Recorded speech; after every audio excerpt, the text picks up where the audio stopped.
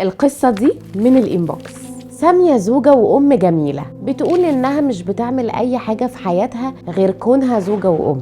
اللي بتبات فيه بتصحى فيه، نفس الروتين كل يوم. ولادها بيخرجوا ويروحوا وييجوا، وجوزها بيروح الشغل كل يوم وعنده أحداث، وهي زي ما هي حاسة إن حياتها مملة وزهقت من عدم وجود أي أهداف في حياتها. طبعا هي عايزة رأيكم وتنصحوها تعمل إيه في مشكلتها، بس الأول أنا عايزة أقول لسامية حاجتين. كونك زوجة وأم دي أصعب وأرقى مهنة موجودة في الحياة، واللي بتعمليه ده هدف سامي جدا، ما ينفعش حد يعمله غيرك. انت اهم واحدة في البيت، انت روح وكيان البيت، فلازم تكوني فخورة بنفسك. والروتين اللي انت فيه ده نعمة جميلة ربنا يديمها عليكي. ساعات من كتر الضغط علينا واحساسنا ان احنا على طول عايزين نحسن من حياتنا بينسينا نقدر اللي في ايدينا. وانا بقولك ما تنسيش اخر حاجة يا ست الكل، دوري على حاجة تساعدك وتحسسك ان ليكي قيمة. مش كله كده بذل وعطاء للاخرين، حتى لو حاجة بسيطة. انزلي تمشي نص ساعة، قابلي واحدة صاحبتك مرة في الاسبوع،